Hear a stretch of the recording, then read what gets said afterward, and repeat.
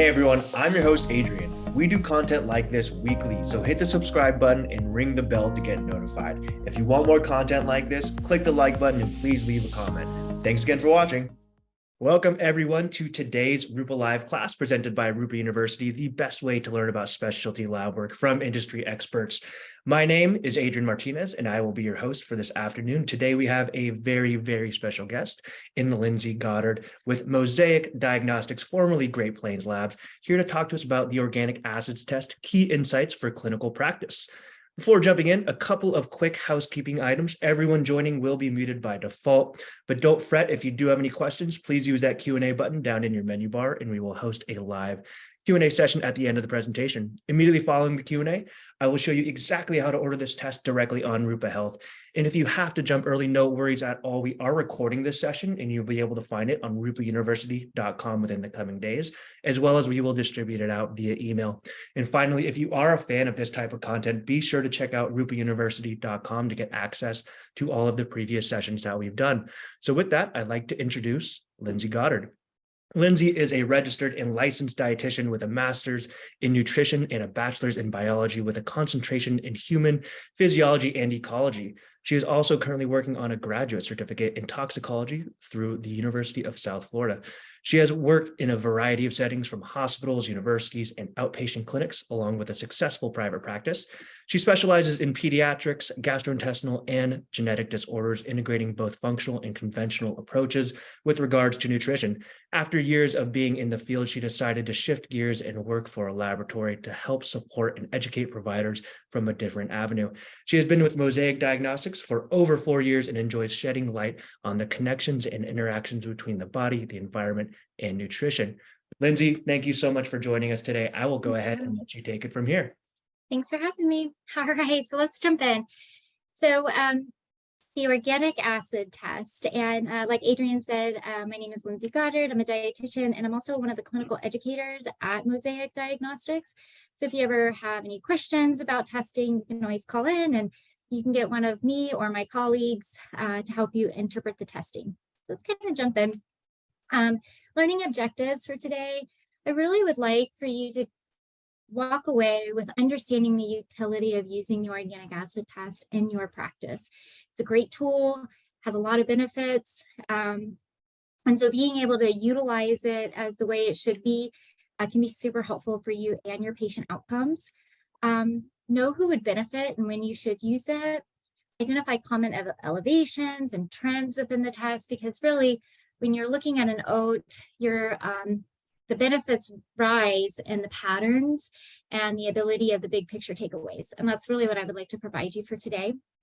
Also, we will kind of touch in on some general treatments and recommendations based on the results. And then I want you to be able to learn how to use this alongside of other testing, because this is a good baseline, but it's a good way to also build on other testing that you may need to get a full picture of what's happening with your patient. So with that, let's kind of jump in and start with the background of like, what are organic acids? And they're basically organic acidic products of cellular metabolism.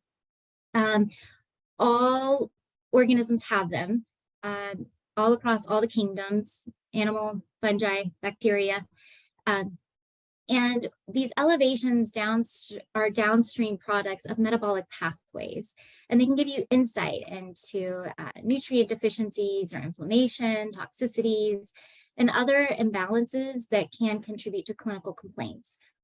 It was designed originally to pick up inborn errors of metabolism in infancy, like so the newborn screening test, basically, so you can identify these rare genetic disorders. But as time evolved and in a functional medicine realm, we started to be able to utilize it to understand these minor discrepancies, to be able to maybe pinpoint slight dysfunctions in these metabolic pathways. And in that allowed us to optimize the system, basically. So we use it more from a functional perspective rather than a genetic perspective, but sometimes you can use it from a genetic standpoint too, to see like if any phenotypes are being expressed from SNPs you've picked up on a genetic test. So when you look at our organic acid test, Mosaic has one that evaluates gut health, mitochondrial health, neurotransmitter status, oxalates, detoxification, macronutrient breakdown to a degree, and nutritional status. So you're getting this wide range of looks into a patient's metabolic pathways, if you will. And a lot of times by addressing these imbalances and supporting them, you can get a pretty good start on helping your patient feel better. And also it might give you some avenues to explore as you start to go down the path with your patient of really finding out these intricate spaces within their treatment plan. When I was in practice, we used to use this and we'd say it was a good look under the hood of the patient. And it kind of gave us a starting point of where we're going to go and how to support them while we do it so they feel better. So this kind of just gives you a rundown of exactly what we're looking at in the OAT. And so from here, each section kind of holds its own benefit. In the intestinal microbial markers section, you're getting insight into bacteria and fungi, and then you get the oxalates, which can be super important from a pain perspective, mineral perspective. And then you're getting some mitochondrial look. And, when I look at a mitochondria, I want you to start thinking about like big picture concepts of like, this is overall energy production. And where are there the most mitochondria in the system? Brain, liver, muscles, heart. And so if you're starting to see dysfunctions in that mitochondria, start thinking about that. Where is it, how is this impacting the system overall? You're getting a little insight into neurotransmitter activity based on the end products of them. And so that can be super helpful from a mentation, mood, behavioral standpoint. You get some ideas on pyrimidine, so like cellular turnover and folate, ketone and fatty acid oxidation. So really like how is the system utilizing different macronutrients for energy, in this case, fatty acids, and blood sugar regulation, which, as time goes on, I think we can appreciate how much blood sugar dysregulation can disrupt our patients and cause a lot more symptoms. You get some insight into some nutritional markers like B vitamins and antioxidants.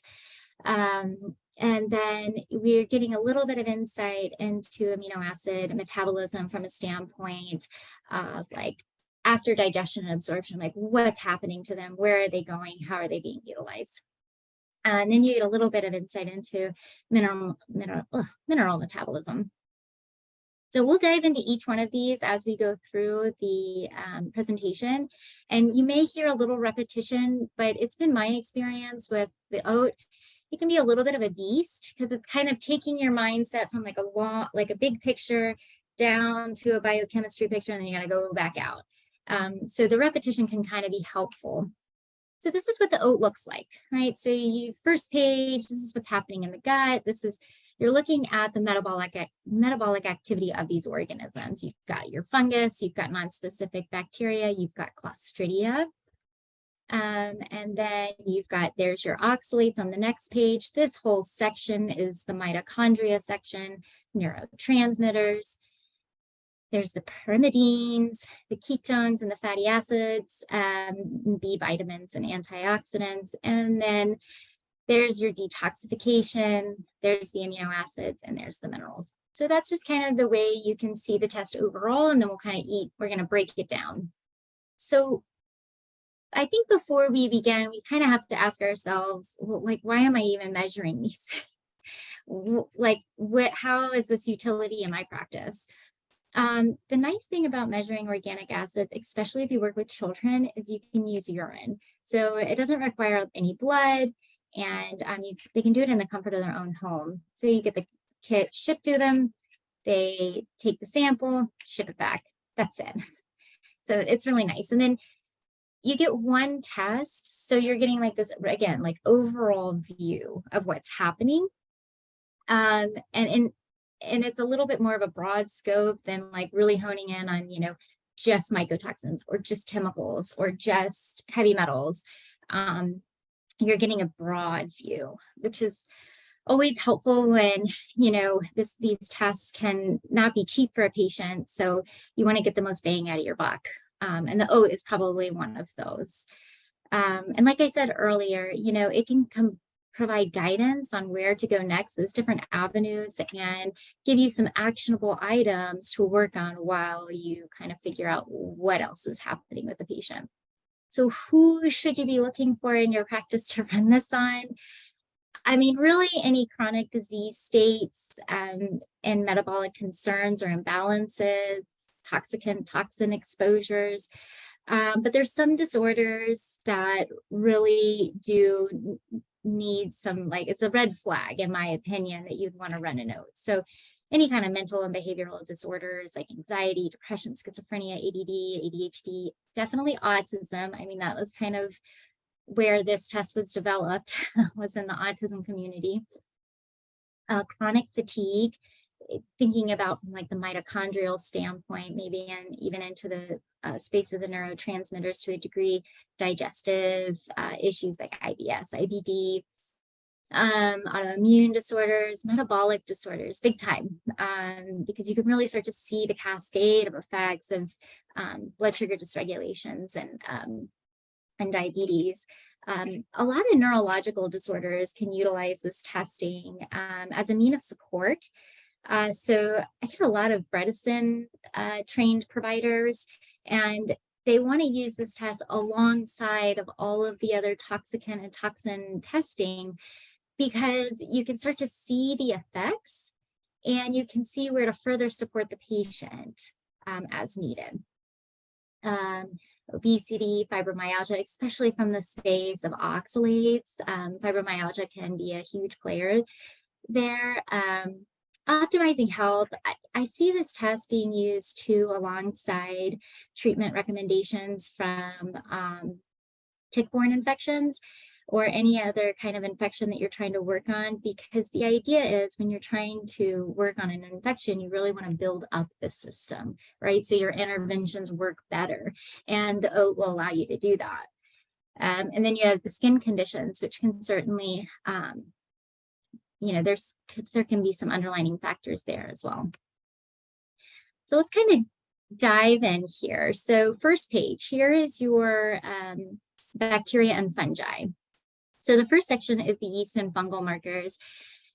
We have this Candida analyte, this is the arabinose, but then what's unique to our testing is we're actually also looking at mold and its activity in the gut.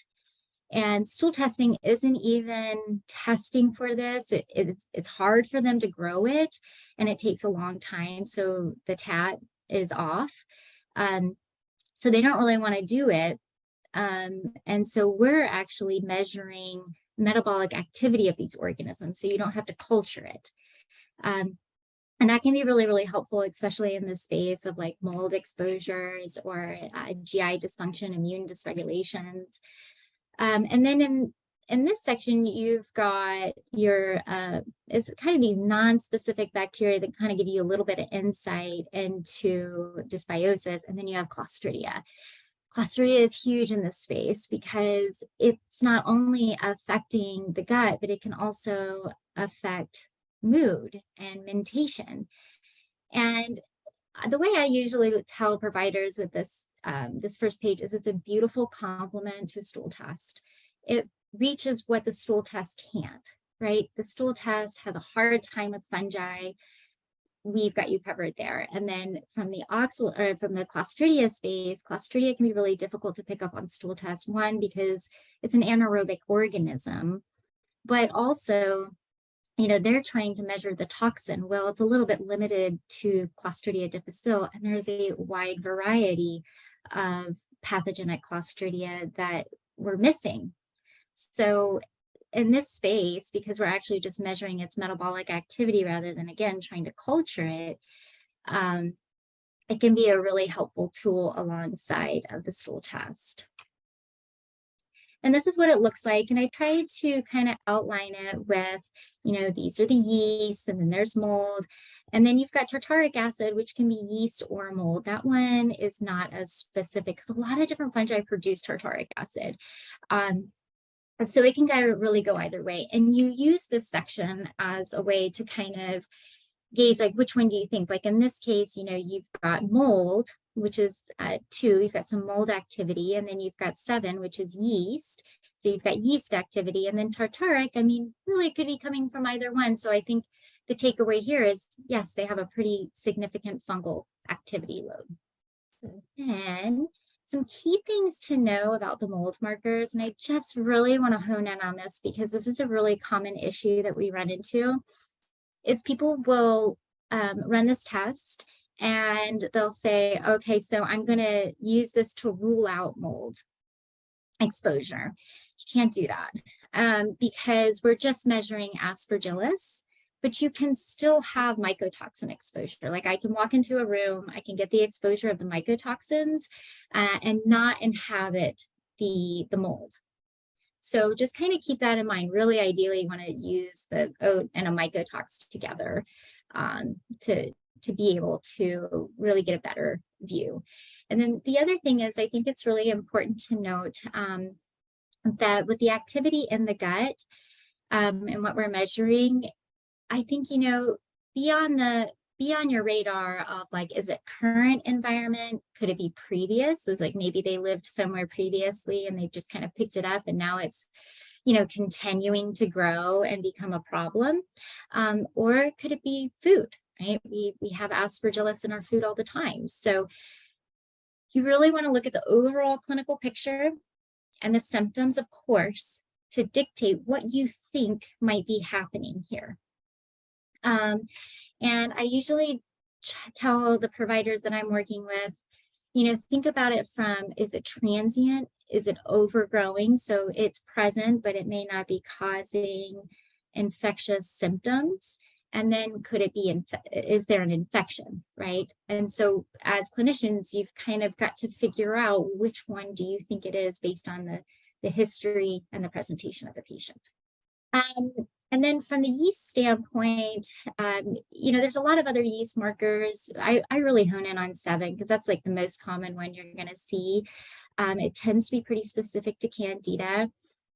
You see it so commonly, so a lot of times it's really going to be dependent on the patient of like how much do you think is part of their clinical picture. Usually once it reaches like past 50, you're starting to like, okay, this is getting much higher than I typically see, like this could be a serious problem, and you kind of look at the rest of the O to see that picture. And then the other component, though, you have to consider is if the patient has a lot of symptoms of Candida, and then you see this marker, maybe just a little bit elevated, but it's not really impressive, start thinking about the immune response that patient has started to develop to Candida.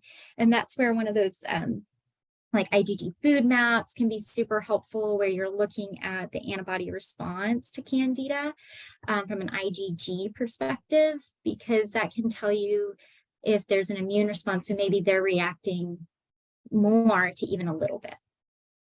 And then these often coincide with oxalate levels. So when you have fungal load, look at oxalates. And we'll kind of get into that in just a minute, but I just want to put that on your radar because that's a commonality that you're going to see throughout this testing. Because Candida can produce something called glyoxalate. A lot of fungi, there's also like bacteria and protists, plants, they have this cycle called the glyoxalate cycle, which is very similar to our citric acid cycle. And it's this glyoxalate cycle that produces glyoxalate, and then our liver turns it into oxalic acid or oxalates. So, you'll hear kind of people say, oh, yeast doesn't really produce oxalates. True. It produces it indirectly by producing the glyoxalate, which our system turns into oxalates. But then you have molds, which can actually produce oxalates directly, or oxalic acid interchangeably. So start to think about that when you see fungal load, oxalates, kind of see that connection. And maybe that's why your patient has, pain. It's the oxalates, but really it's the yeast or the mold that's contributing to it. And this is just a visual representation, so you can really kind of see this glyoxylate cycle, very similar to our citric acid, but then you've got the glyoxylate here, and then that's what our liver takes on. And here's Aspergillus's actual production of oxalates. And here's a really cool paper that actually looked at the pathology of an aspergillosis infection producing oxalates on the tissue. So, I mean, that is a serious thing. And so some clinical takeaways here. Something to keep in mind when you're doing an intervention for mold and yeast, when you're using botanicals, a lot of times they're quite similar. So when I'm like, they have a fungal overload, well, if you're using botanicals, a lot of times you can kind of get away with like maybe addressing both in the gut. Where the divergent occurs is when you start using the pharmaceuticals and the azoles particularly.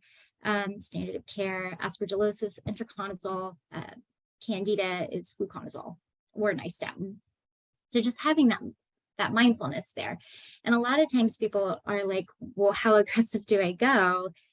And really, it just depends on the clinical picture and the patient. I have some providers that only use probiotics, and then if that doesn't work, they'll start building on, antimicrobials and botanicals.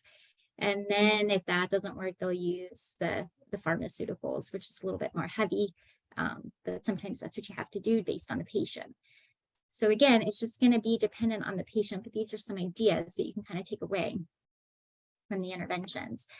Markers 10 through 14, again, these are these non-specific bacteria analytes. And something that I feel is really important is if you have elevations in this section and, the fungus is normal and Clostridia is normal, and so it's not really making sense why there's some dysbiosis, it's probably best to do a stool test or a breath test to follow up.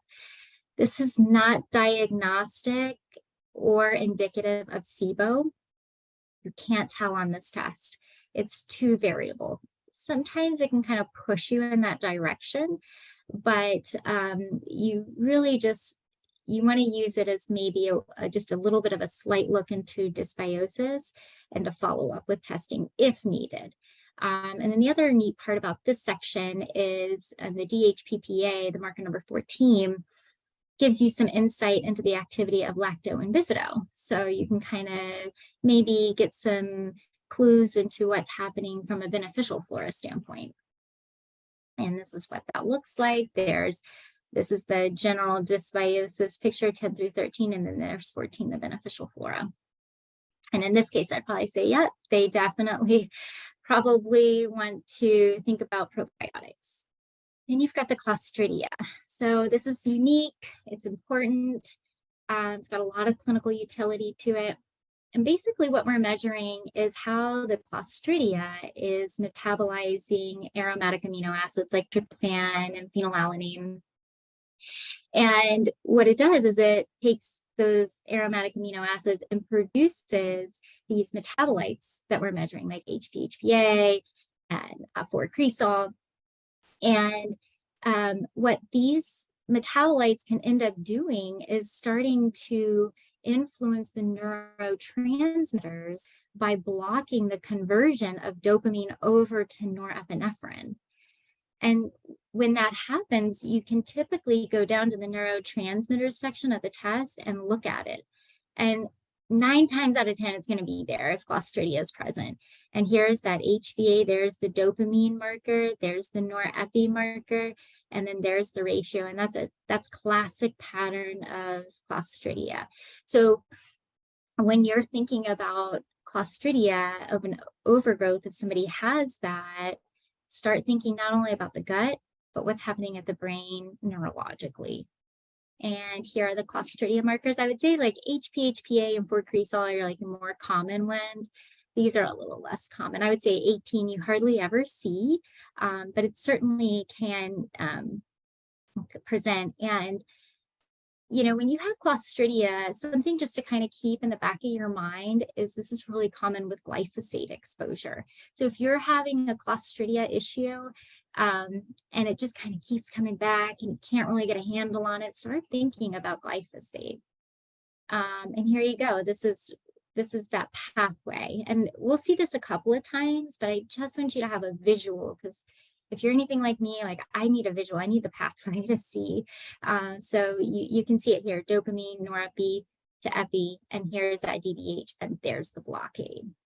Interventions that you can sometimes think about from a Clostridia standpoint, spore-based probiotics. I would say that's more anecdotal, not so much strong in the literature yet, but usually around that 10 to 12 billion range is where I really see it be a therapeutic intervention for Clostridia.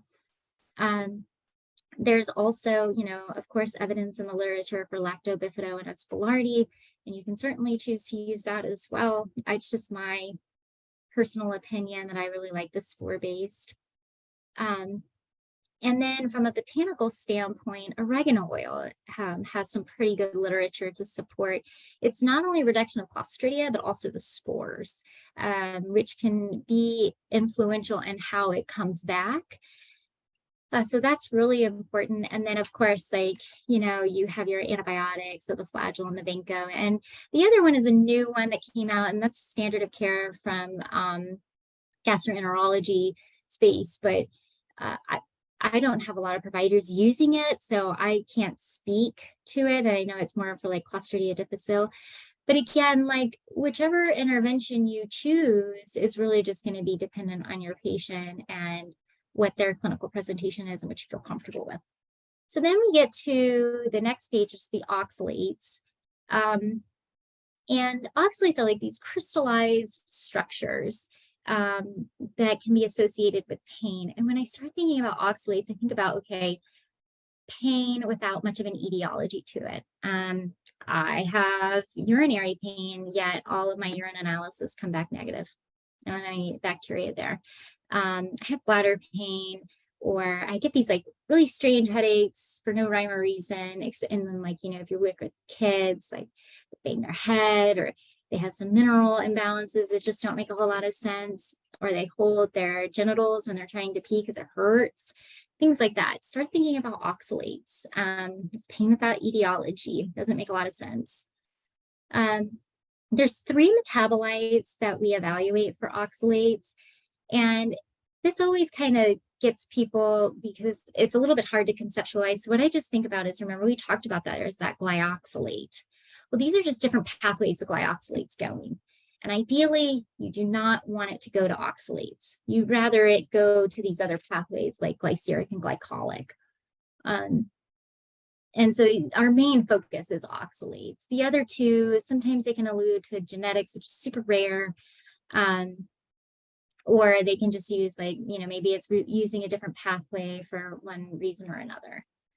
And the oxalates, when you see those elevated, again, think about fungal, but also think about how it's influenced by B6 and mitochondrial issues, okay? Because oxalates can have direct and indirect effects on the mitochondria. And here is what they look like. That's the part of the test. And remember, we're just really focusing on oxalates.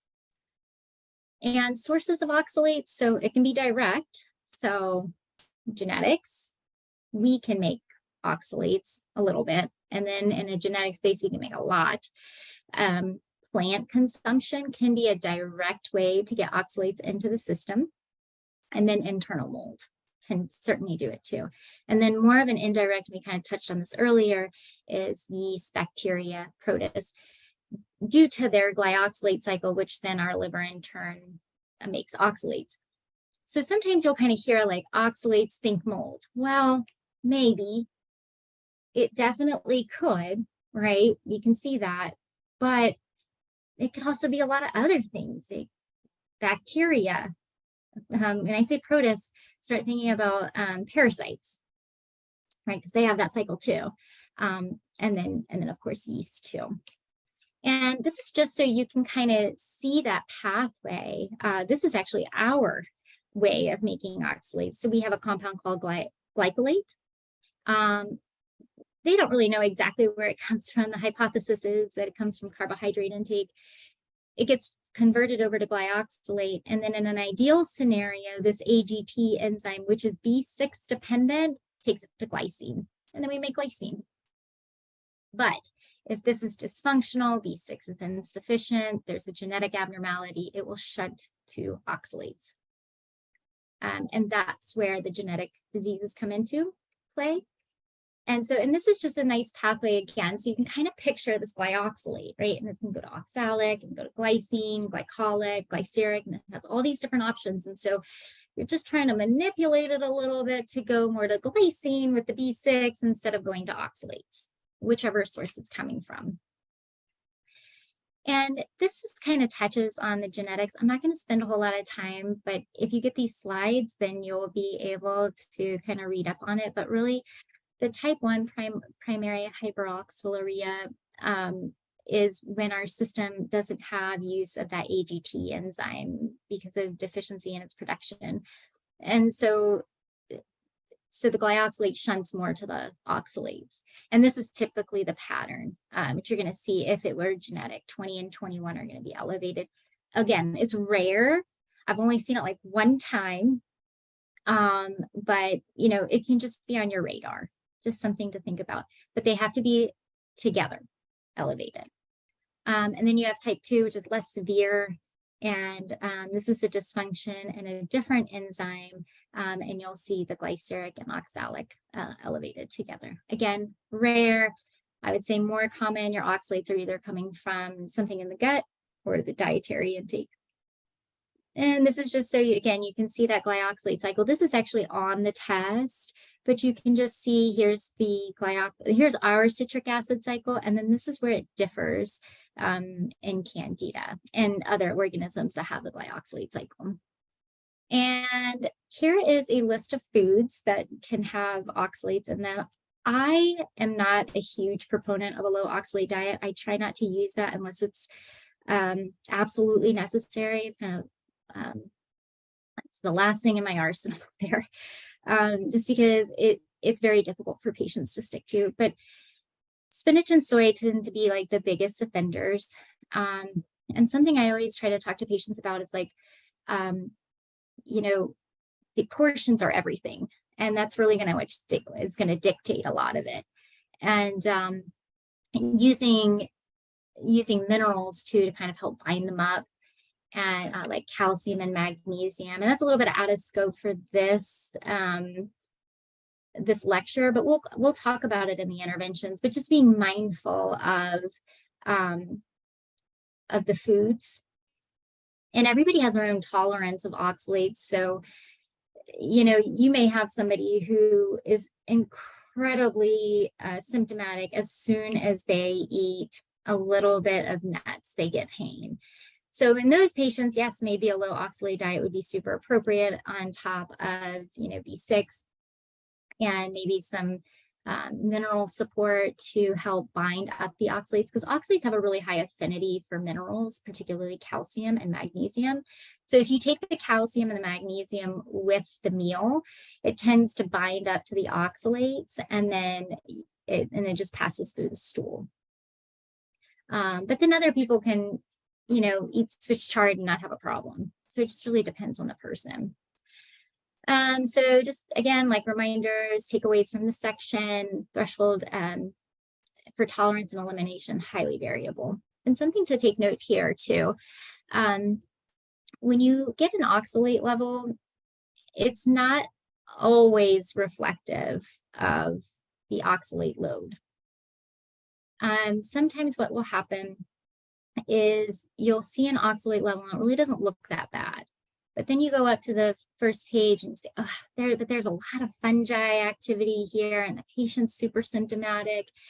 And there's something called oxalate holding, where the oxalates are unable to precipitate out of the tissue. And so if that's the case, then you just want to, go really low and really slow and be mindful of that in your intervention. One of the analogies I use for that is, nephrologists aren't necessarily using oxalates in urine to diagnose kidney stones because they already know where they are, right? So again, like, use the clinical picture and the utility of like the fact that that molds and yeast can influence oxalate levels and the symptoms, and that might kind of guide you on which one you think it might be coming from. Always address the first page if that's a component. Diet, maybe you do, maybe you don't, maybe just add in the CalMag citrate with meals and like reduce soy and spinach. Just depends. B6, we saw that B6 was a huge player in making glyoxylate go to glycine, so that'll help the load. And then I kind of touched on this, but another intervention is magnesium citrate and calcium citrate. It's usually in like a 3-to-1 ratio. And you give these at meal times, and the calcium and the magnesium will disassociate attached to the oxalates. The citrate will then go in and block the absorption site. So a lot of times people are like, oh, do I have to use citrate? And my answer is like, I would prefer it because it'll block the absorption site. And I prefer not glycine or glycinate for other reasons. For oxalates, it's wonderful for everything else. And then we kind of talked about that. The levels excreted are not necessarily reflective of the body burden. So now we get to the mitochondria section. This is kind of my favorite. So when you look at the mitochondria section, you're looking at 22 through 32, this whole section together. You're looking at it in a collective way, because you're trying to gauge like how many elevations are there to signify a significant backup within that pathway. Here on 22 and 23, you're seeing the lactic and pyruvate. This is looking at how is the Krebs cycle, how does the start of the Krebs cycle by utilizing glucose working? And then you kind of come down here to 30 through 32, and you're looking at how are amino acids being utilized to start up the Krebs cycle. And then here, 24 through 29, is how the Krebs cycle is functioning and moving on through. And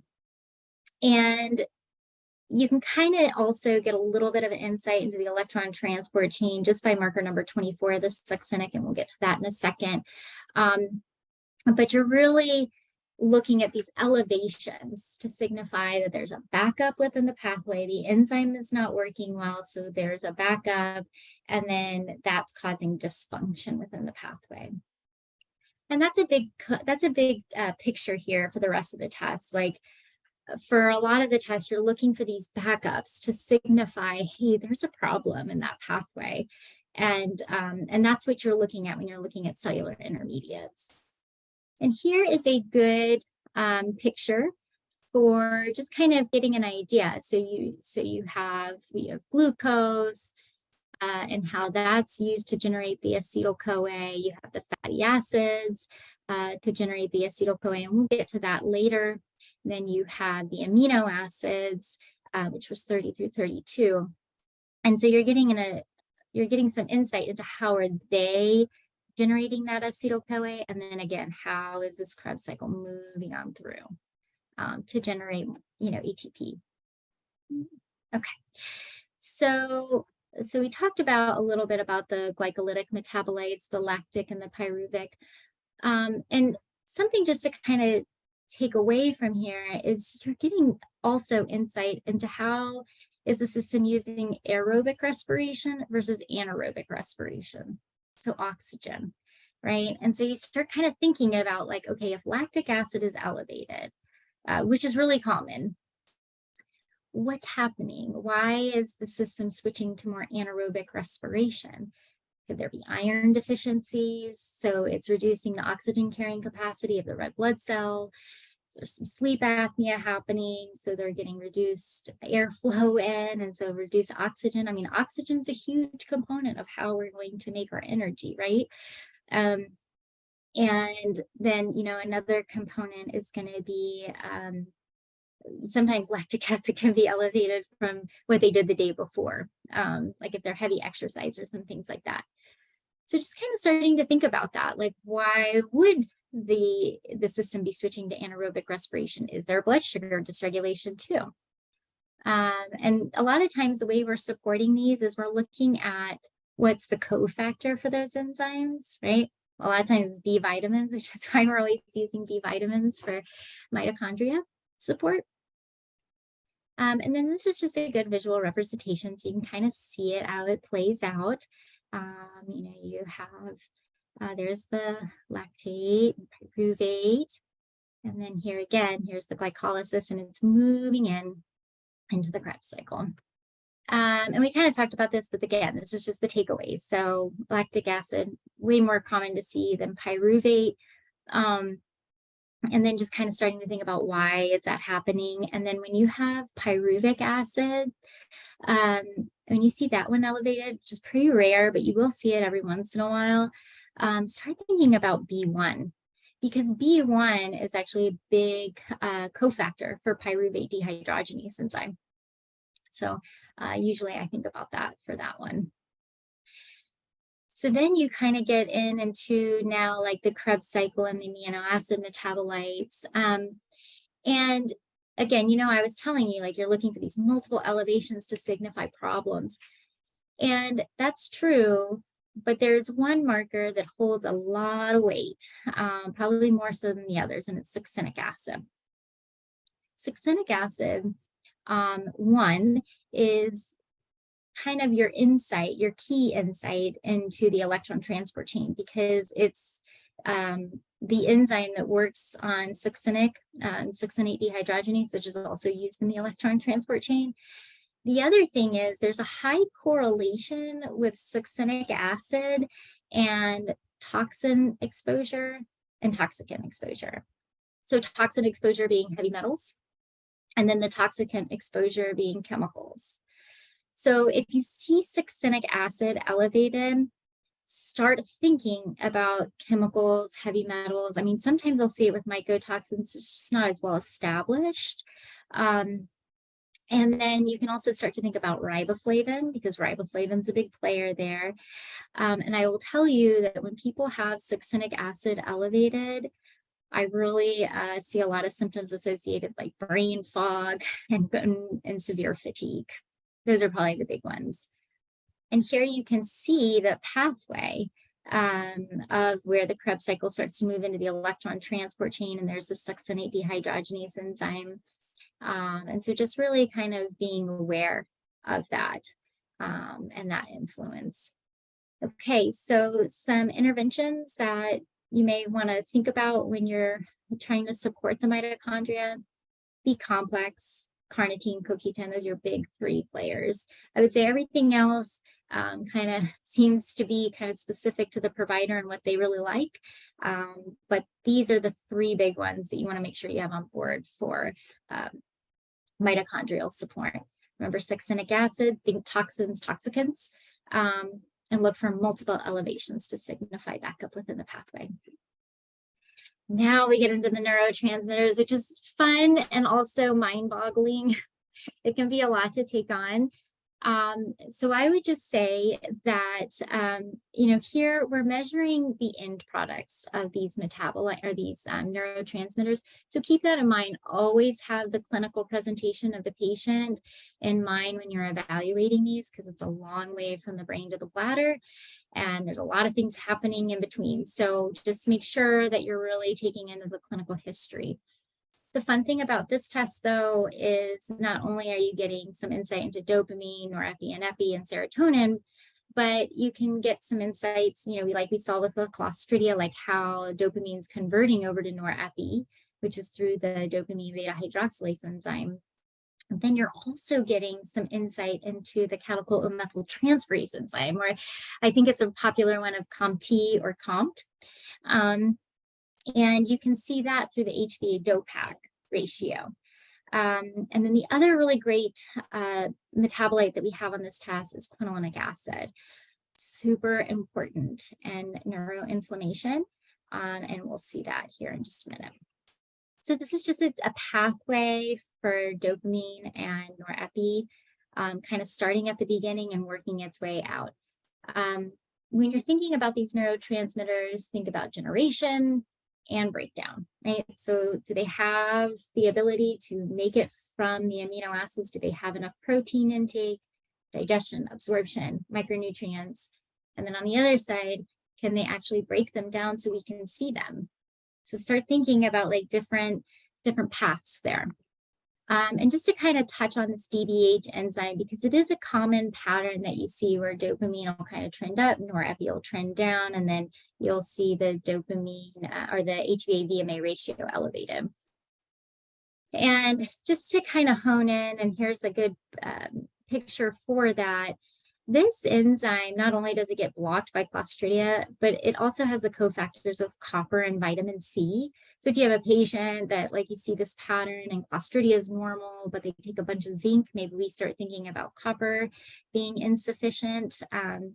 Also think about adrenals. Adrenals produce DBH a little bit, as well as the neurons. So just having that insight that like, okay, so this ratio is off, yet Clostridia is normal, they're not doing a whole lot of zinc, but they're super stressed all the time.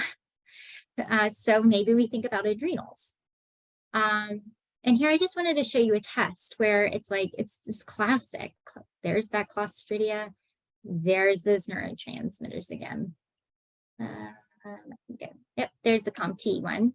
So this is, COMT is what's working on how DOPAC comes to HVA. So you have dopamine, DOPAC, HVA, COMTs here.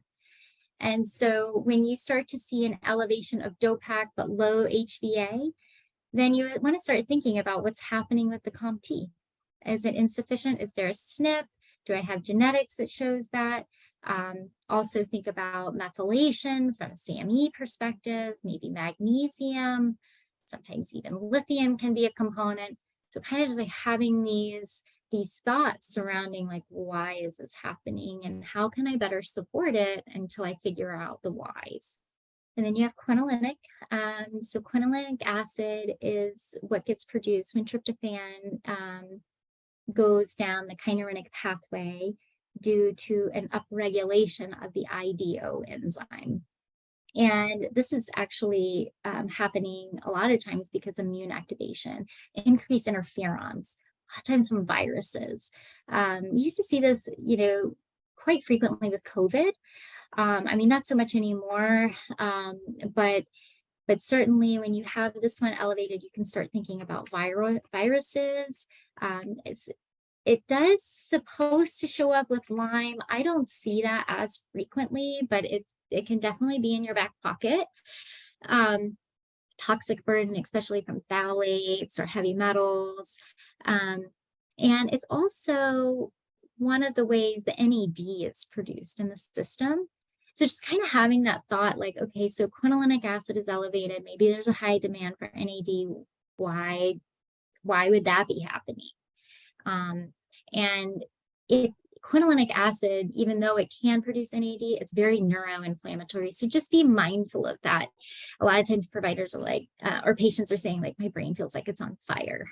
And a lot of times their quinolinic acid is elevated. And then you have kynurenic acid, which is here. And a lot of times elevations can be associated with low B6. And this is just a pathway, so you can kind of see it for your own eyes. There's the IDO enzyme, tryptophan coming down to quinolinic, and then quinolinic to NAD, and here's the phthalates where it's blocking. So just, considerations that we want to think about when we're evaluating this section, metabolism, generation, what's happening in between from the neurotransmitters. Is it diet, micronutrients, enzymes, genetics, like what's happening, and then here's some supports. This is also can be helpful with alongside endocrine testing and like hormone panels. I mean, that's why Dutch does it. So, sometimes too, when you're trying to evaluate like what's going on, like DBH, how is cortisol levels, when you're trying to evaluate COMT, I mean, that's a big component of estrogen metabolism. So maybe we look at estrogen and see how that's going. So you can kind of start to see the relationships. And then for quinolinic acid, you can start to do further testing, but really thinking about how are you going to support it. Do you want to block it or do you want to counterbalance it? And so I gave you recommendations of like either one. If you want to block it, rosmarinic acid has really good data behind it, or niacin. And then if you want to just counterbalance it with like anti-inflammatories, you've got lots to choose from, omega-3s and green tea and curcumin and such. So then you get into the pyrimidine metabolites, 41 and 42. And really, I'm just kind of go over this one a little quick because it's not very common, but it gives you some insights into cellular turnover, DNA and RNA synthesis. So start thinking about why would that be happening. Sometimes it's pregnancy or growth spurts in children, wound healing, worst case scenario, tumor. I try not to go down that route unless like it's really evident. And just knowing that uracil to thymine, this pathway, the 41 to 42, that requires folate. And so that's how we're evaluating folate status. And this is just a pathway, so you can see it. There's the uracil, there's the thymine, there's the folate. And then you get your fatty acid oxidation section. So that's right here. 43 and 44, those are the ketones. Those are really important. In my opinion, this is a big part of the test, because when you start to see ketones in the urine, the first thought is this intentional or unintentional? Because it can give you some clues into blood sugar dysregulations. If they're saying, no, I mean, they don't really like follow a carbohydrate restricted diet, they're not on a ketogenic diet, and they're slightly elevated, I mean, I kind of start to think like, hey, do you want to think about, are they hypoglycemic, are they hyperglycemic with insulin resistance? How motivated are they? Do they want to do a continuous glucose monitor? Like, let's kind of evaluate this, because you can maybe prevent bigger problems down the road, right? And then you've got 45 through 49, which is the fatty acid oxidation. So the way I look about this, and this is the way I picture it in my head, you have these fatty acids and they're sitting in the cytosol, and you've got to get them into the mitochondria to be utilized for energy to start that Krebs cycle. So you've got to get them into this carnitine shuttle to do that. And that's why carnitine is always recommended for this section, because you're trying to upregulate this carnitine shuttle to kind of move these fatty acids in, so then they can be utilized by the Krebs cycle. It can be influenced by diet to a degree, but I would say, start thinking about like, are they vegan or vegetarian? Are they not consuming enough carnitine? Versus do they just have a high demand of it because they're requiring more on that pathway? And there you can see there's your ketones, there's the fatty acid oxidation components. These are beta and omega oxidation pathways. And then just some clinical takeaways. When I see 45 through 49, I still go down to B2 and check on B2, because we can measure that here. And B2 is a big component there on that pathway as well. And only genetics, I would say, if there is very high elevations. Here's the nutrient section. So we're measuring some indirectly, and that's when you're looking for elevations, because we're measuring a pathway that's influenced by them. So you have MMA, you have methylcitric for biotin, you have glutaric for riboflavin, and 3-hydroxy for CoQ10. And this one's a fun one, the 3-hydroxy 3-methylglutaric, because that's actually a part of cholesterol synthesis. So you can also gain a little bit of insight there into like, could cholesterol synthesis be a component here? And that should really be on your radar for like autistic children. And then we're measuring them directly, like vitamin C, B5, B6, and NAC. So you can look for lows or highs there. It kind of just depends, because you're measuring the actual end product. And here's what they look like. And I would just say, with B12 and B6, those are such big components, well, and riboflavin throughout the test. So look at mitochondria, look at methylation, and really kind of see where they play into the rest of the test. And you can get a lot of insight that way. And B6, I mean, look at your neurotransmitters. That's going to be a huge one. Vitamin C. So typically you see this one low, and that's more common because it has a really short half-life. But think about it when it's high, sometimes that can allude to fungal load. So again, go back up to 1 through 9 and check on your fungus and see what's going on there. If you see an elevation of vitamin C, chances are it's not coming from supplementation, just because it's got such a short half-life, 6 hours. So multiply that by 4, that's 24 hours out from it, ingestion. And then we talked about CoQ10, like that's a good one, especially for cholesterol synthesis too. You can get some insight there. And NAC, normally 0, because that's a synthetic form of NAC. But it's helpful when you're trying to evaluate, like, how is NAC being utilized to generate glutathione, because you can just go to your glutathione marker, and we'll see that in just a minute. So these are some of the takeaways. I mean, I kind of just already covered this, but this is just for your notes. And again, you know, I'm trying to like guide you on, like, so you see there's a dysfunction here, go back up to the rest of the test and see how it shows up. And oftentimes you can. Here is the detoxification section. So that's this section here. And pyroglutamic acid, great marker for glutathione insight. Higher it is, the less glutathione there is likely.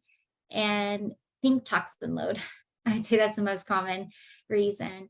Then you have 2-hydroxybutyric, and this is a really fun one because you get to see a little bit of insight of how homocysteine is shunting more to make cysteine. Because remember, homocysteine has choices, you can go to methionine or cysteine, and this is it going to cysteine. And then orotic acid, sometimes this is, you know, poor ammonia metabolism, sometimes it's urea cycle disorders, but I would say most commonly it's dysbiosis. So if you see like slight elevations, that's probably dysbiosis. And then the 2-hydroxyhippuric, dysbiosis mainly is kind of what you're looking for, but it can also be influenced by aspartame intake, aspirin, salicylates, but it does not mean they have a salicylate sensitivity, just means they consumed it and it's coming out in the urine. Here's what that section looks like. And there, those asterisks are always there, just kind of a reminder, like, hey, remember, elevations are significant. And this is a pathway just so you can kind of see where the glutathione and how, when glutathione is insufficient, it no longer blocks this enzyme. So then the cycle can start up and start making more, and then it backs up at 5-oxyproline, which is also pyroglutamic acid. And then this is how the homocysteines, remember, it can go to methionine, so then you're getting some insight into methylation, or it can go to cysteine, giving insight into how it correlates with glutathione. And usually when this marker is elevated, I recommend checking a homocysteine just to follow up, so you can get a little bit of a clearer insight of like maybe what's happening there. And then this is just a follow-up here, just kind of what we were discussing, you know, with pyroglutamic acid, being mindful of how you're going to support it, because everybody's going to be a little different. 2-hydroxybutyric, you know, just check homocysteine. Lows and highs have relevancy. So if it's low, maybe think about CBS. If it's high, maybe think about methylation. B complex is usually what is supportive there. B complex, TMG, and then we talk about orotic acid and 2-hydroxy. I'll let you read that because I think we're just kind of running a little bit out of time. Then you have the amino acid section. And in this section, really, this is kind of the OG of the organic acid test, but I will just say that big takeaways are slight elevations can sometimes be relevant because it can give you some clues into nutrient status, particularly like the B vitamins, like B1 and biopterin. But lows are okay. Lows are normal, and they are independent of ingestion of amino acids. This is way far up the pathway. So it's too far up the pathway to decide if amino acid intake is sufficient or not. So you can't tell that. You can just tell like how the enzyme is functioning after digestion and absorption. And I will let you kind of read that because I just want to make sure we have time for the case study. And then the phosphoric acid at the end can kind of give insight into the parathyroid hormone and the vitamin D. And again, I'm going to let you read these on your own because you'll get these slides, but I just want to also just take note of like a lot of these, like mitochondrial stress, dysbiosis is going to lead you to other testing. So like you've got your glyphosate with Clostridia, mycotox for fungal, GPL tox can be if like you see analyte marker 24, that succinic acid in the mitochondria section elevated, heavy metals, maybe think about that from like marker 24 again, or the detox being off, neurotransmitters like the quinolinic. We talked about IgG and candida. We talked about the comprehensive stool analysis with the first page, and hormone profile and genetics. And they can all be used alongside the OAT. So just a quick case study. Do we have time, Adrian? Is that okay? I know we're running out a little bit off. If you have time, we have time, Lindsay. Okay, good. Good, because I think the case study is like really important. So I just flew through the other ones, but if you have other questions, certainly reach out. So this was a patient that I was working with a physician on and this was a 42-year-old female with a pertinent past medical history of recently moved out of an apartment that was contaminated by mold, cleaned all of her things, she did everything right. And she felt significantly better, but she was still dealing with some residual effects. New environment was clean. So her chief concerns, and these were based out of 5 of like our intake form: eczema, IBS, constipation and diarrhea, gas, bloating, multiple food sensitivities, anxiety, fatigue, generalized pain. So start thinking about like from an OAT perspective, what do we think? Right? What are we thinking? Are we thinking yeast? Are we thinking molds? Are we thinking Clostridia, oxalates, neurotransmitter disruptions? She has all of them. So here's her fungal load. So we are thinking that, yeah, she probably does have some residual mold, maybe from the previous exposure. She's got the symptoms. She's got the dysbiosis to follow up.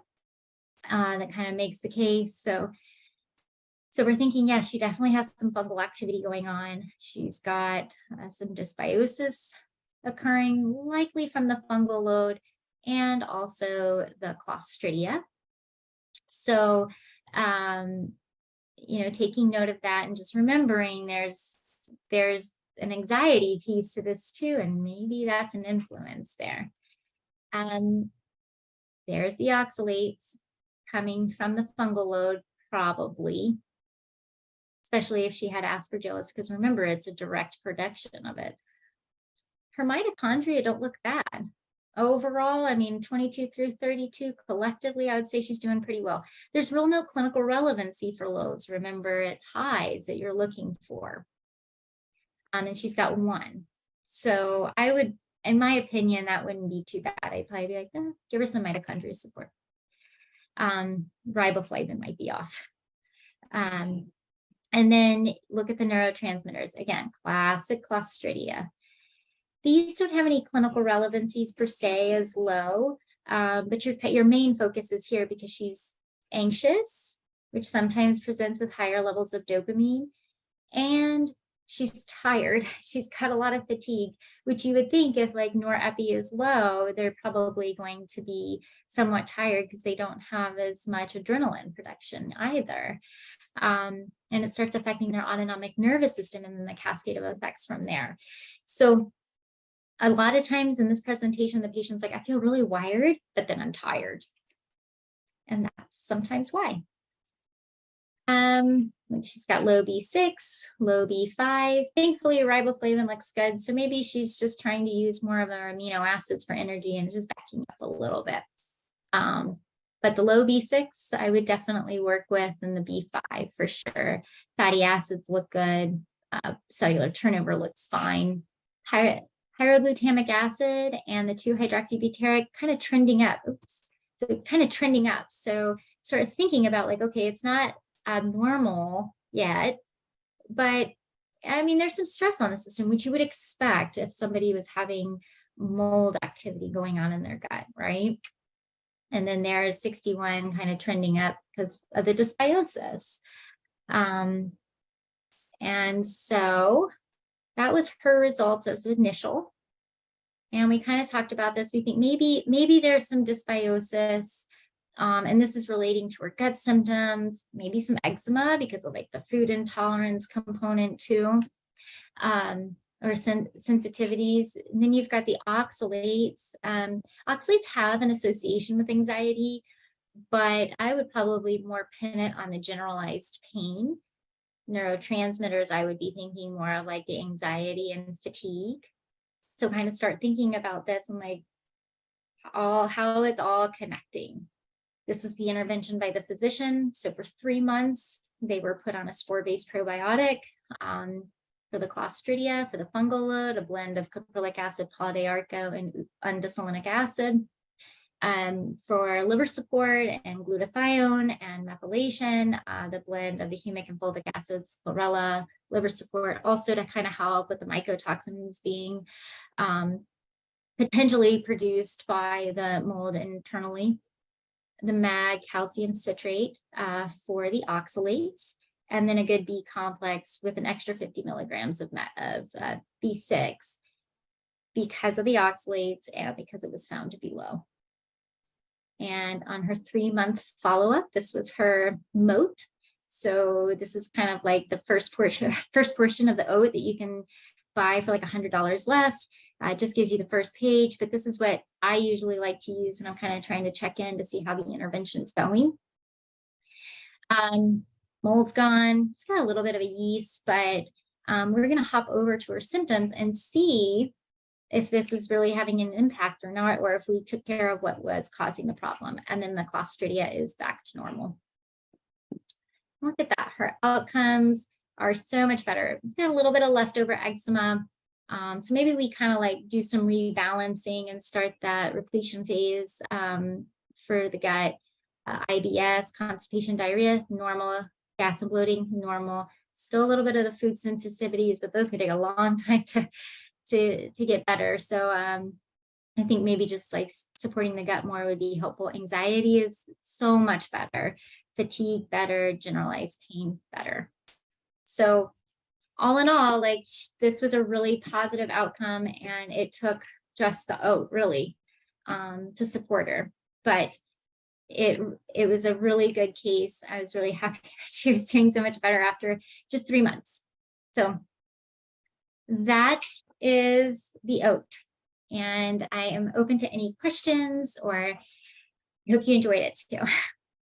Yeah, that was fantastic. And we're going to hop right into questions. So thank you for being open to them. And thank you also for that fantastic presentation.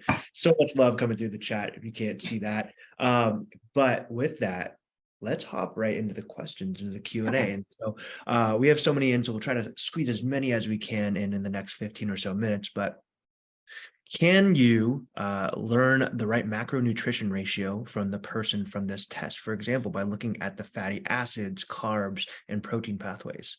Not really. You can get a little insight in the sense of like when you have a dietary pattern in front of you, and then you see that like maybe the person's moving into ketosis, things like that, but not really, because you're looking at a cellular level.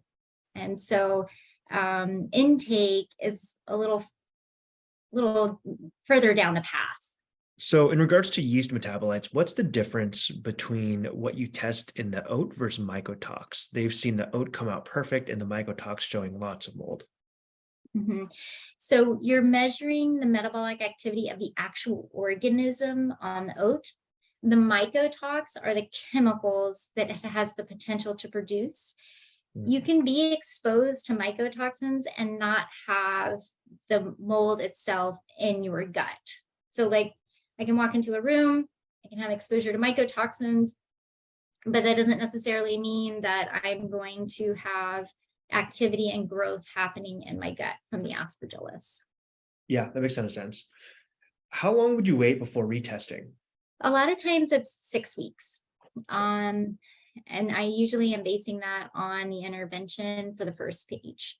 So if you're having an intervention from Candida or mold or Clostridia, 6 weeks is probably about the time frame you want to check in to make sure your intervention is working. And at that point, you should probably see to your support working as well metabolically. Perfect.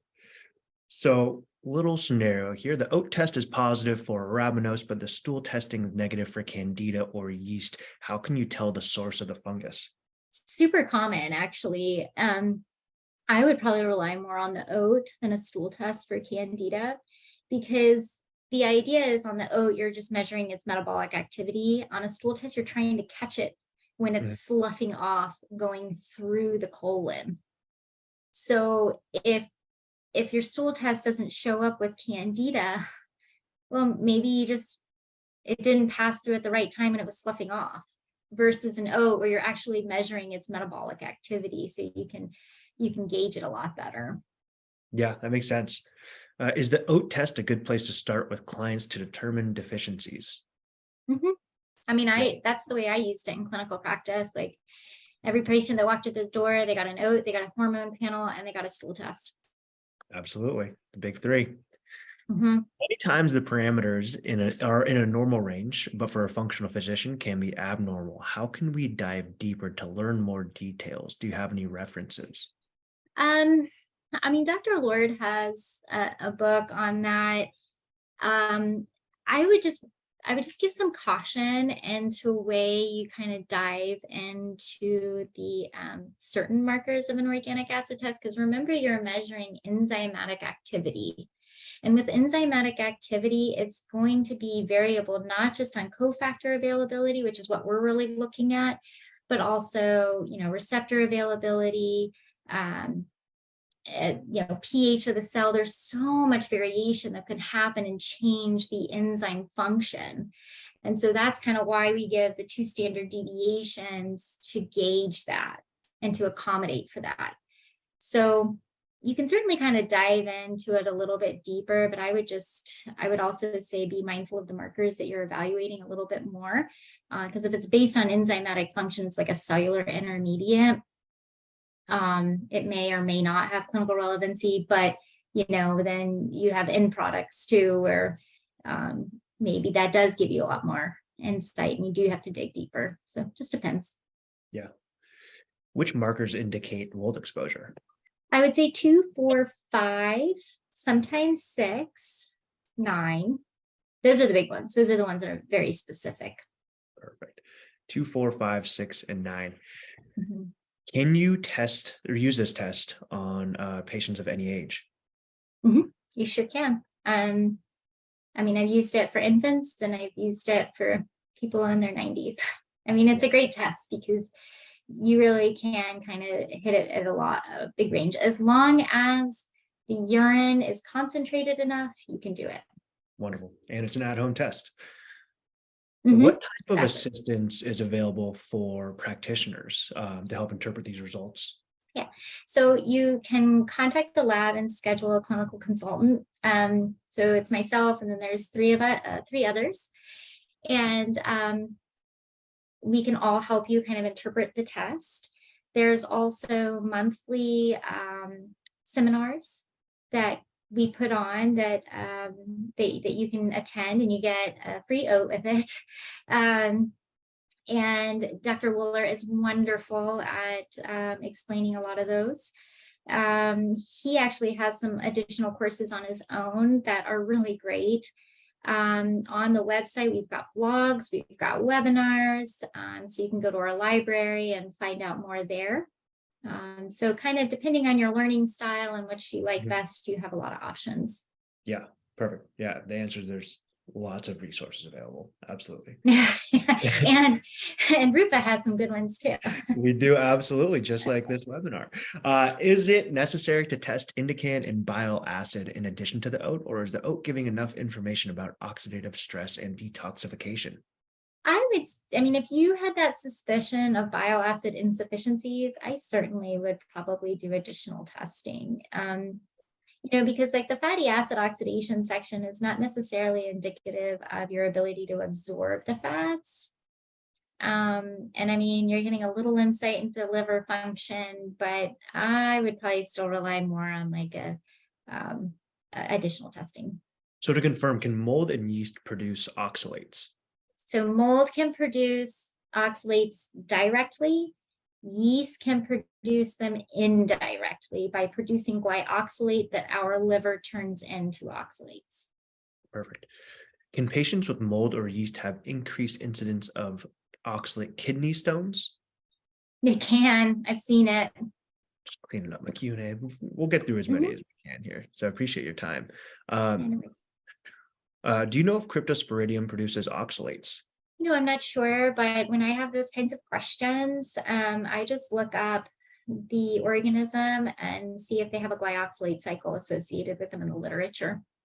Right. And if they do, then they're producing excess glyoxylate, which if it's internal, is going to be our liver could potentially produce more oxalates.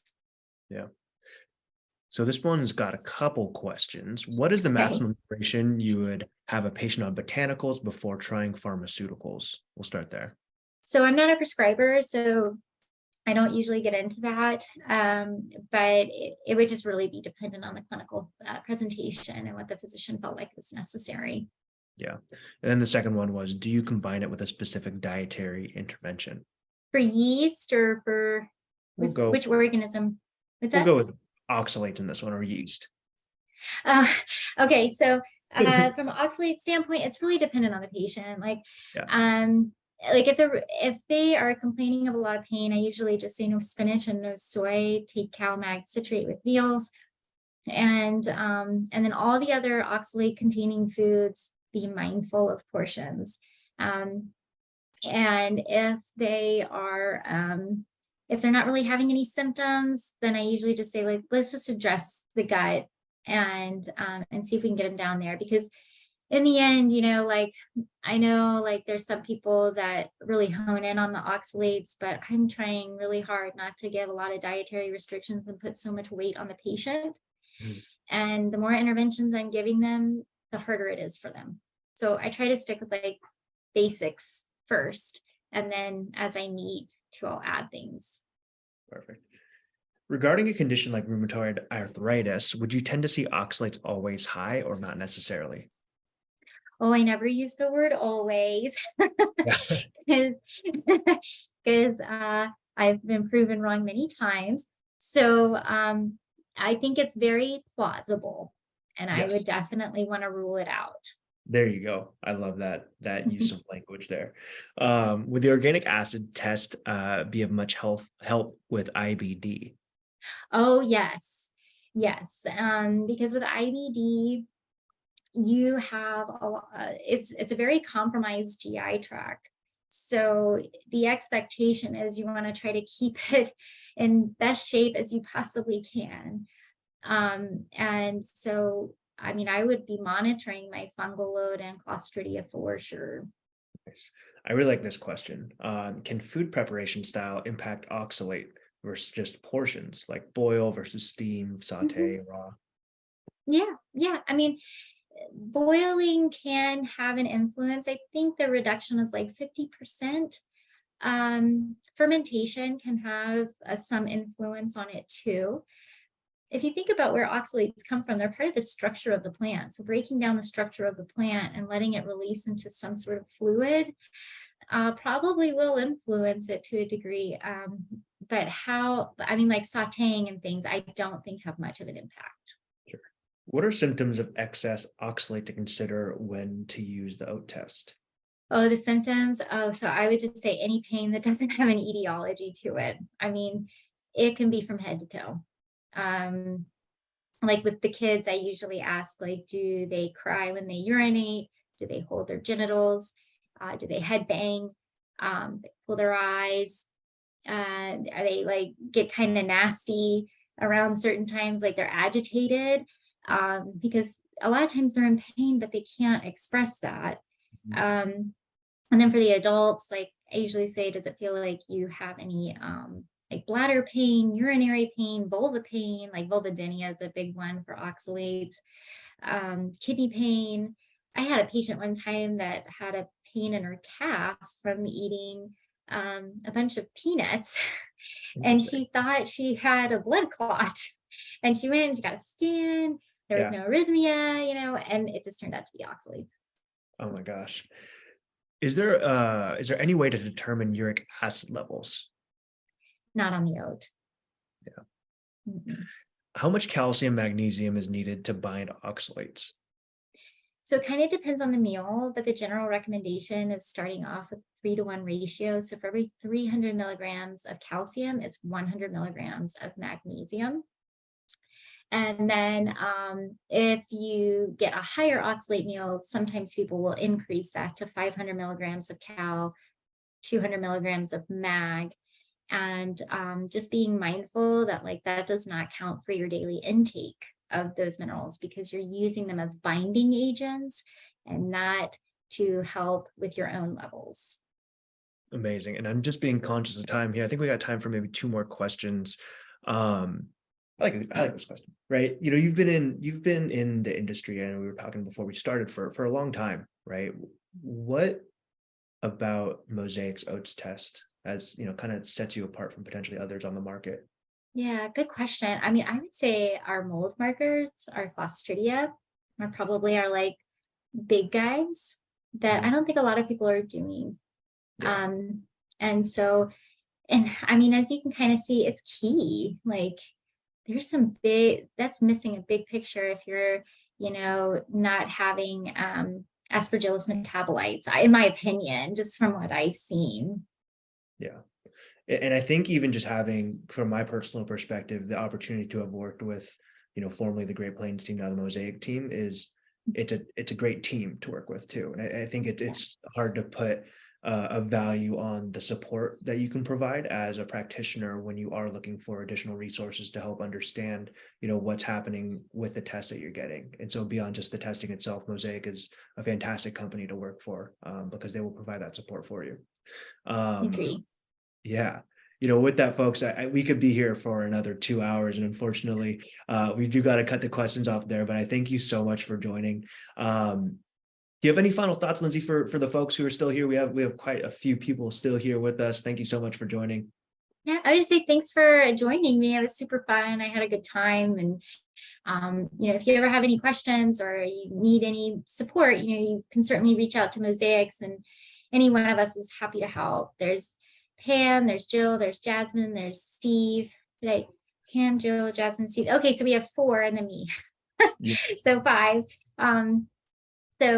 Any one of us can help support you in interpreting these tests. Amazing. Well, Lindsay, you're a rock star. We appreciate you, and thank you so much to the team. Thanks for having me. Today. Yeah, absolutely. We'll definitely do something again. I know that there's so much demand for these type of talks, and we do them every week. So with that, I'm going to just steal the screen real quick, and I'm going to transition over to show you how we can order the oats test directly from Rupa Health. For those of you who are new to these presentations, and kind of curious as to who I am, my name is Adrian Martinez. I'm the head of practitioner partnerships here at Rupa Health. And, we do these presentations every single week with our lab partners. Of course, this week we had a fantastic one with Mosaic, but we do these every single week. And so, if you're curious about who Rupa is and why we're doing these, we are a functional medicine lab platform. Think of us as a one-stop shop to get access to all the labs and all your lab needs. So we work with over 30 different labs, and we have over 3,000 different tests all in one place, of course, including the Mosaic Oats test and all the tests within their catalog. And so now, instead of having to go to each individual lab to set up your accounts, to manage your results, you have a one-stop shop to get everything in one place. Now, to show you really how simple it is, one, it's free to sign up for, but I'm going to show you real quickly how to place an order for the oats test. So this is the Rupa Health dashboard that you can see here. To start an order, I just need 3 pieces of information. I need my patient's first name, last name, and email address. That's it. I don't have to have the whole patient's file on hand. I just need those 3 bits of information, and we'll collect everything else directly from the patient to complete the order. Once we're in the order screen, you can see that I can do things like setting up custom bundles. I can set up custom bundles, which are sets of tests and a combination of tests from any one of the labs that we work with. Down below, I can create a favorites list. So individual tests that I want to order from any lab, I put a heart next to it and it's going to appear right here at the top. So if I want to order the OATS test, but maybe I want to order the myco test, and maybe I want to order a hormone test from any one of the labs that we work with. Again, we have over 30 labs in our platform. Click, and all I'm doing there is clicking send to patient. And that's it. And you'll notice that we even have some discounts built in. So if you're ordering multiple tests, you get a 10% discount on Rupa Health. I actually didn't know that. So that's pretty cool. Now, again, as I mentioned, this is free to sign up for. You just go to rupahealth.com and you're able to sign up for free. And you can get in touch with me. My name is Adrian, Adrian, at rupahealth.com. Feel free to reach out with any questions, but I'm going to keep going here. You'll see once those kits are added into your cart, they are going to be offered at the same wholesale price that you're getting working directly with the labs, right? So we offer the same prices that you're getting directly with the labs. The way that we generate our revenue is there's a flat 7% processing and ordering fee on each order. Now that in this case is $37. But you'll see that we are saving you substantial dollars, or your patient substantial dollars, when working directly with Rupa Health. Beyond just having a one-stop shop to order your tests, a really important component of Rupa Health is what happens when you send that order through. We'll reach out to the patient and we will handle the entire patient experience. So that patient experience being billing, right?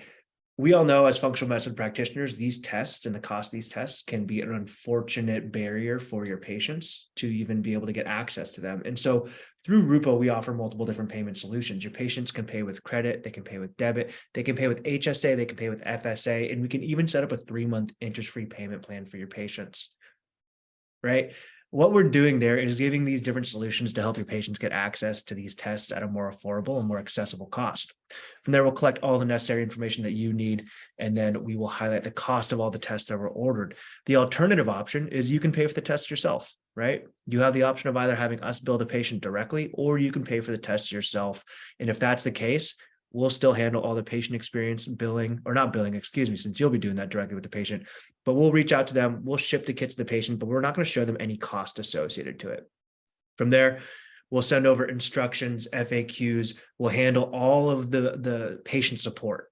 Again, we will handle all the patient support. So all those necessary things that would ultimately take time out of your day, or if you are lucky enough to have an admin that'll take time out of their day, we will take care of that for you. So we'll handle the billing, we'll handle the support, we'll handle any specimen issues. If your test requires a blood draw, then we can help coordinate that as well with the patient. We can either customize those instructions by sending the patient to your preferred location, or we'll send over resources based on their zip code. Any phlebotomy option within a 25-mile radius, we will send over to them. Additionally, we've created our own instructions based off of the instructions created by the labs. So they're very comprehensive and equally as comprehensive, but they're very user-friendly as well. So your patients can click through different sections to see what's important. And as well as that, they can always reach out to our team. We have a full patient support team on staff available to help answer questions that they have.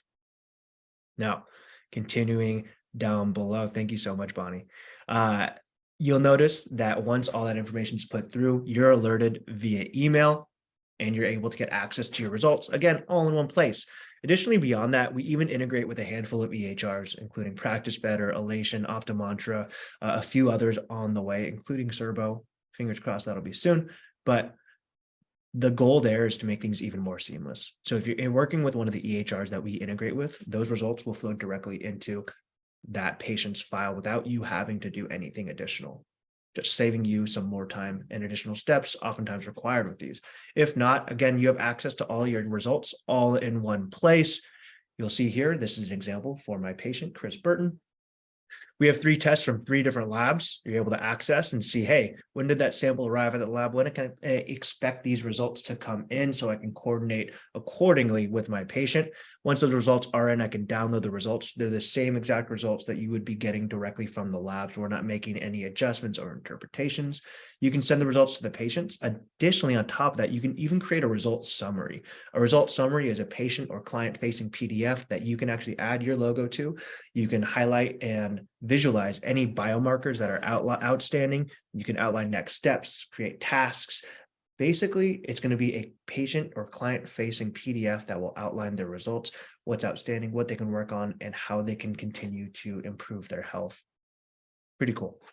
From there, you can just mark it as reviewed. Additionally, you do have access to clinical consultations. So I know that one thing that Lindsay and the team over at Mosaic are so fantastic at is helping practitioners get a better understanding of their patients' results. Through working with Rupa Health, you still have access to all of those same features and functions that they have over at Mosaic, right? So you can schedule that clinical consult and schedule time directly with the team from the lab that you're working with. This won't be with somebody from Rupa Health. This will be from the lab that you are ordering the test directly from. Beyond that, education, right? You're all part of what we call Rupa University. Rupa University, as I said at the beginning, the best way to learn about specialty lab work from industry experts like Lindsay. And we record these, but we do more than just webinars. We do boot camps as well. So a boot camp is a 6-week deep dive. You can see that we have one coming up with one of my favorite people in the world, Dr. Carrie Jones, former head of medical education at Dutch, as well as Rupa Health. And you're able to sign up for these. You'll learn more throughout these 6-week deep dives than you would know when you're learning from the experts. They're the only additional cost product at Rupa right now. And so you pay for this, but it also comes with a test. So you're able to sign up for that live class, or excuse me, that boot camp, and you get a test that you can do on yourself. So you can run that test and continue to learn. You can see all the upcoming boot camps that we have as well. So you can see them and join them whenever you're ready. We have a library of all the previous classes that we've done. We have a magazine, we have a podcast. So beyond just somewhere that you can, just come and order all your tests, you have the ability to come and learn about all the tests as well, which I think is beyond powerful. And if you're newer to functional medicine, or maybe you're looking to explore some tests that are on our site, understand 3,000 tests. No one human being on this planet is an expert on 3,000 tests. And so we have the ability for you to even compare tests. So if I want to say, hey, what are the hormone tests on the platform? I can click into this and I'm able to see all the different hormone tests on the platform. You're able to see the costs, you're able to see the turnaround time, sample collection instructions that we would be sending to the patients. You can see sample results, all of sample reports, all available. And of course, most importantly, down below, all the biomarkers. Again, folks, this is completely free to sign up for. rupahealth.com. When you say, or when they ask how you heard about Rupa, just say you heard about it from a webinar, or say from Adrian. That'll be fun. And you can always filter and search for specific testing. You can search by biomarker. Again, y'all, my biggest recommendation for practitioners interested in Rupa Health is just sign up. It's free to sign up for. You're never going to put a credit card down. There's no contract. There's no cost to sign up. There's no subscription fee. There's no minimum payment, right? So you're signing up for a platform and literally getting access to everything on our platform at no cost. Couple of really important details with Rupa. Right now, we are only operational within the US. Okay, so unfortunately, we can't serve patients outside the US. However, if you are a practitioner, I know we had that person from the UK. Thank you for joining us again. You can sign up, but you won't be able to order any testing. Additionally, beyond that, we can't service New York, New Jersey, or Rhode Island. Currently, we are working on building that out, and actually more to come on that in the near future. I don't want to give a timeline on it. What are some cool details that we have? Oh, traditionally, to order tests from labs, as I'm sure you know as a practitioner, you need to be licensed or have the proper credentials to be able to order those tests. Now, on Rupa Health, we operate in the same way. However, if you are a practitioner whose certifications or licenses may limit your ability to order certain testing directly, you have the option of applying for a program that we offer called Physician Services. Essentially, what Physician Services is a program where we will partner you with a licensed physician who will be able to order the tests for your patients on your behalf. You can recommend testing for your patients. It will be approved by a practitioner that is licensed, and those tests will be sent to your patients. Again, if you have any questions there, let me know. I'm going to put my contact up here in just a minute so you can all see that. And then finally, let's see some cool AI stuff. I think AI is like all the rage right now. And so if you do any meal plans, this is like my favorite thing that we just launched, I think last week. So you'll see it's in beta, but we have food plans. And so kind of a little sneak peek as to like what we're doing here and how we're iterating with it. You can create a food plan. So let's say that I don't want to create a food plan for, again, Chris Burton. He's my go-to patient. I can say, hey, I want to create a food plan for this patient who is doing 3 meals per day with 2 snacks. Diet plan, we'll go anti-inflammatory and non-dairy. Preferences, loves red meat, hates fish. And some dietary restriction, we'll say gluten-free. Let's go non-dairy. I'll put a comma here just to make sure. Anti-inflammatory. And then all I have to do is a couple clicks. Thank goodness for this auto corrector here. Otherwise, my life would be in shambles when it comes to spelling. But you'll notice that in just a few seconds, it's going to populate a full 7-day diet plan. This is pretty amazing. And more iterations to come on this that will include everything from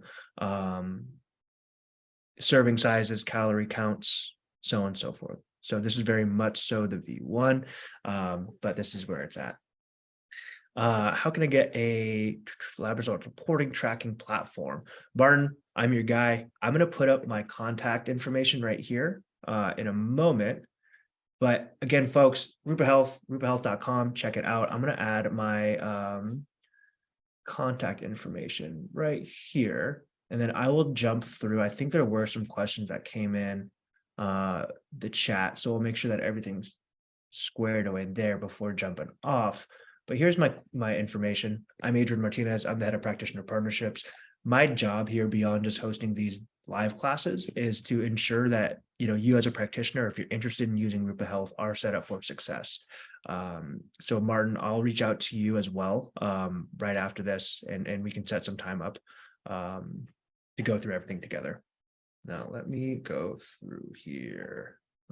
License to order, incredible resources. Thank you. Oh, I think I saw somebody answered your question there. Apologies there. Do you have those consult capabilities? Yeah, Tara or Tara, not sure how you pronounce it. We actually have both. Our CEO's name is Tara, but we also have a colleague named Tara. But yes, the clinical consultations are available, but they're not available through physician services. That's actually a really important question. So thank you for calling that out.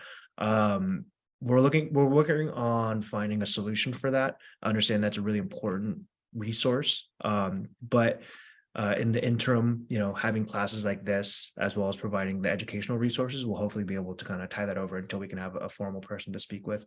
Do clinical consultations cost extra? No, they don't cost extra. 90% of them don't cost extra. There are some labs that may charge extra, but traditionally they come along with the cost of the test and are included. Bonnie, I appreciate you so much. Thank you for the love. Can I contact you after the webinar? Yes, Yvonne, absolutely you can. Keep going. Can patients use Rupa? No. So to place an order on Rupa Health, you do need to be a practitioner. Now, we do have the option of you creating somewhat of like an e-commerce site. It's called lab shops. And so if you want to kind of advertise that you do tests on your website, you do have the option of advertising those on your site. Patient will be able to order them, but you would be able to approve them using your license. Yeah, good call out, Clay. So you can do that edit, but we're looking to add that kind of as just the default without having to edit them. Jump it down. Yeah, Kelly, unfortunately, we can't do Canada. Trust me, I want Canada so bad. We get a lot of requests for Canada. And so, with me being on the practitioner facing side of things, I think I've probably made some enemies over on the engineering side asking for Canada so often. Does Medicare pay for the functional medicine testing? Any of the functional medicine? Yeah, Nancy, great question. So right now, we can do the Medicare testing for the GI map through Diagnostic Solutions. There is one more, and I'm not going to say which one because I'm not positive on it. So there's one more additional test. I believe it's a food allergy test. But I know for sure at least the GI map through Diagnostic Solutions is available through that. Let's see, can consult with a Rupa practitioner? No, unfortunately not. So really what Rupa's role is at this time, right? And I think what's really exciting, just to even preface that about Rupa Health and just kind of where we're at as an organization, is we are designed to serve as practitioners and we're operating almost as like a medium to help you operate more efficiently, right? And so, Rupa doesn't necessarily get involved directly with any of like the interpretation or anything beyond that. If a patient comes to us asking for help with interpretation assistance, we would send them back to you as a practitioner. While we do have practitioners on staff, they work more so on like the educational content side of things. We have our head of medical education, Dr. Kate Henry. We have Dr. Sean Greenan on our team who heads up the magazine articles. And so it's more honestly focused on creating content and it's also legality. Legally, we cannot provide medical advice. So I guess that's probably the primary reason why we don't do that as well. Do you submit to insurance for those tests? Yeah, super good question. So Jennifer, while we don't accept insurance directly through our platform, we do provide the ability for you to add ICD-10 codes to an order. And so if you add the ICD-10 codes to an order, we will actually automatically create the super bill for your patient so they can submit that to their insurance for potential reimbursement. I think, well, even just like higher level, right? An umbrella is that I actually don't honestly think anyone knows what insurance will truly cover at the end of the day. And so, that's one of the reasons why we don't accept insurance directly. And so we will help by providing that super bill as long as you create, or rather add ICD-10 codes to an order. Yeah. So Tara asks, again, that is one of the biggest missing components to the physician services program right now is that, once you get those results, it's a bit on you to interpret those results for those patients. Should you need some assistance, we can provide you the resources and point you in the right direction. And really the reason why those clinical consultations are not available directly with the labs is that since the signing physician is the person whose name is going to be associated with the requisition form and the order, right? Their name is going to be tied to it, and you're technically not the ordering physician, which is where that difficulty comes. Yeah, absolutely. And again, I'm more than happy to hop on a call and answer questions and kind of make you feel comfortable. But at the end of the day, right, what my job here is at Rupa Health is to ensure that you as a practitioner are set up for success when using our platform. And so, if you do have any questions, here's my information up here. I got to jump. I got another meeting to hop on right now, but thank you so much for spending the last hour and a half, hour, 45 minutes with me. Heck, you guys. It means so much to us to be able to create this type of content. We genuinely appreciate it. Our mission here is to help bring root cause medicine to every person in the world who needs it. And understanding right now that this education is a really important component to that. So thank you all. I saw a few people, so I'm going to stay in here for a second longer while I just collect some names, but keep an eye out for the recording. I'm going to send a feedback email in the next few minutes as well. So if you could fill that out as well. Give us honest feedback. That's how we improve. That's how we get better. But thank you so much for joining us today.